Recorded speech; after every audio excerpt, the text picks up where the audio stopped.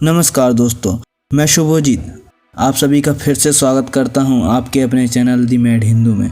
आज मैं भगवान बुद्ध के बारे में बात करने वाला हूं। भगवान बुद्ध का तेज ऐसा था कि कोई भी उन्हें देखकर बुद्ध का मार्ग अपना लेता था। बुद्ध इतने तेजस्वी थे कि वे किसी का भी मन परिवर्तित कर देते थे और उन्हें अहिंसा का मार्ग दिखाते थे। आज मैं गौतम बुद्ध के जीवन की एक घटना के बारे में आपको बताने वाला हूँ, तो इसे ध्यान से सुनिएगा। प्राचीन समय की बात है। एक बार महात्मा बुद्ध उपदेश के क्रम में मगध प्रदेश की राजधानी श्रावस्ती के एक गांव में आए। उनके उपदेश का कार्य जब समाप्त हुआ तो उन्होंने लोगों को अत्यंत भयभीत देखा। लोग सूर्यास्त होते ही अपने घरों की ओर तेजी से जाने लगे थे। महात्मा बुद्ध ने इस भय का कारण जानना चाहा। उन्हें ज्ञात हुआ अंगुलीमाल नाम का कोई डाकू है जिसने हजारों लोगों की हत्या की प्रतिज्ञा ली है। फलस्वरूप वह उस गांव के पास वाले जंगल से होकर गुजरने वाले पथिकों की निर्मम हत्याएं करता है। हत्या के पश्चात उनकी उंगली काटकर अपने माले में गूंद पहन लेता है। भगवान बुद्ध ने जब लोगों की चिंताएं सुनी, भय का कारण जाना, तो उन्होंने उस जंगल से गुजरने का निश्चय किया। लोगों ने उन्हें भरपूर समझाने की कोशिश की। महाराज, आप उस रास्ते मत जाइए, वह राक्षस आपकी हत्या कर देगा। लेकिन महात्मा बुद्ध नहीं माने। वह उसी रास्ते से जंगल की तरफ चल पड़े। विभिन्न बौद्ध कथाओं और लोक कथाओं के अनुसार अंगुलीमाल एक ब्राह्मण पुत्र था। उसका नाम अहिंसक था। अपने अध्ययन काल में तक्षशिला विश्वविद्यालय का बहुत ही प्रतिभावान विद्यार्थी हुआ करता था, जिससे उसके कुछ सहपाठी उसके प्रति ईर्ष्यालु हो गए। उन्होंने येन केन प्रकारेण गुरु के मन में उसके प्रति नकारात्मक भाव पैदा करने में सफलता प्राप्त कर ली। गुरु के मन में उसके प्रति कुछ संदेह उत्पन्न हो गया। प्राचीन समय में शिक्षा संपन्न होने के पश्चात शिष्य अपने गुरु को गुरु दक्षिणा देते थे। अहिंसक के गुरु ने गुरु दक्षिणा स्वरूप उससे 1000 उंगलियां देने को कहा। उन्होंने ऐसी गुरु दक्षिणा मांगी जहां उनका निहित उद्देश्य था कि उनकी धारणा थी यह यदि हजारों व्यक्तियों को नुकसान पहुंचाएगा तो कोई न कोई इसकी हत्या भी अवश्य कर देगा। पहले तो अहिंसक ने लोगों से अनुरोध किया कि वह उसे उसके हाथ की अनामिका उंगली को काटने दे, पर सहजता से ऐसा नहीं होता देख हिंसा का रास्ता अपनाकर अहिंसक उंगलीमाल बन गया। उसके द्वारा की जा रही निर्मम हत्याओं से दिशाएं भयाक्रांत हो गई थीं। चहुदिश हाहाकार मच गया था। जनता त्राहिमाम करने लगी और तत्कालीन नरेश प्रसेनजित को उससे पार पाने का कोई रास्ता नहीं सूझ रहा था।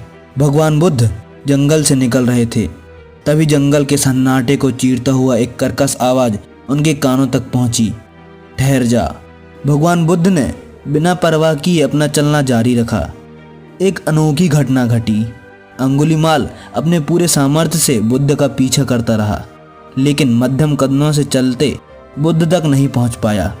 झल्लाकर फिर एक बार भारी क्रोध से बोलता है, मैं कहता हूँ ठहर जा, मैं तुम्हारी हत्या कर दूंगा। बुद्ध ने उत्तर दिया, मैं तो कब का ठहर गया, तुम कब ठहरोगे। बुद्ध भिक्षु का उत्तर और दैदीप्यमान चेहरा देखकर अंगुलीमाल असहज हो रहा था।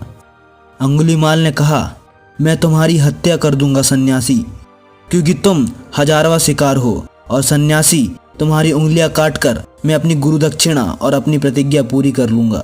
बुद्ध ने मुस्कुराते हुए शांत स्वर में उत्तर दिया, तेरी जो मर्जी कर लेना, लेकिन उससे पहले मेरा एक काम कर दे। सामने के पेड़ से कुछ पत्ते तोड़कर ला दे।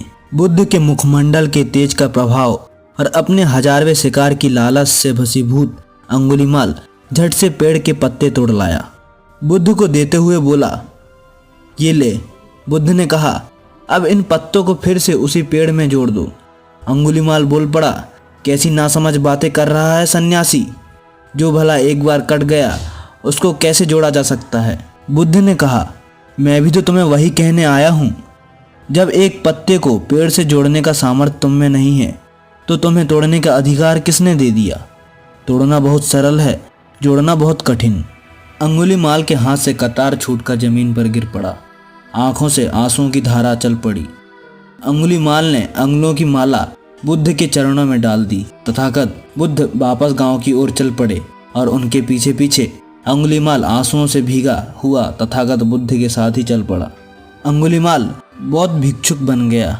हालांकि मृत्यु भिक्षुक बनने के कुछ समय पश्चात ही हो गई, परंतु अंगुलीमाल एक बौद्ध भिक्षुक बन पूरी जिंदगी सेवा में लगा रहा।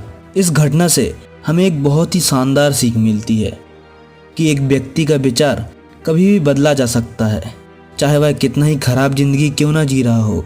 शर्त इतनी सी है कि उसे मार्गदर्शन सही मिले। दूसरी महत्वपूर्ण बात कि किसी व्यक्ति का विचार बदलना अपने आप में उसके लिए संसार के बदलने जैसा है।